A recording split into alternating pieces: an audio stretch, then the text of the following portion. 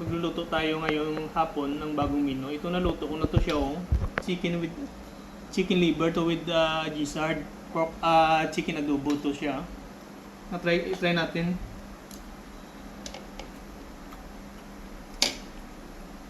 Masarap siya, medyo spicy na medyo matamis ng kundi. So tara na, samahan niyo ako, magluluto tayo nito. Ituro ko sa inyo kung paano proseso. Samahan niyo ako, magluluto tayo ngayon ng bagong menu. Ang lulutuin natin ay chicken liver na adobo. Ito siya mga sahog natin, no.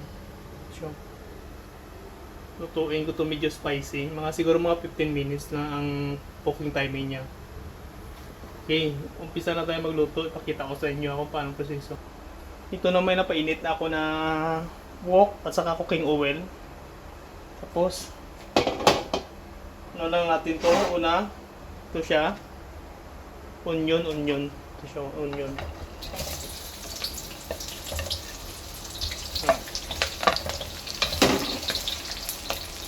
Tapos garlic.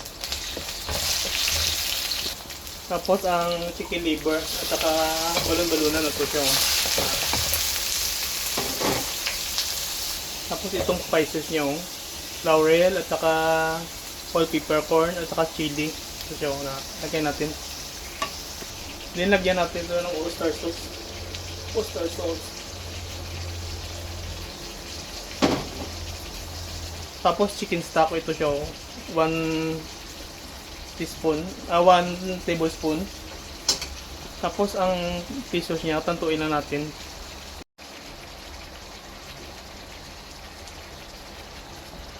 Tapos sugar. Tapos vinegar sa soya sauce.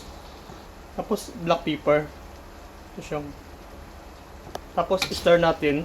Palakasin natin ang apoy, high heat. Ito siya. Tapos lagyan natin to ng black pepper sauce. Ito siya na. Ito siya. Masarap to sa adobo. Tapos lagyan natin ng mainit na tubig. Kunti lang. Lutuin natin 15 minutes. Haluin muna natin. Haluin muna natin. Tapos takpan natin for 15 minutes. So, luto na yan within 15 minutes. Ito na siya within 15 minutes. Binuksan ko na. Ito na siya. Luto na tong adobo natin na chicken liver. Try kong lasa.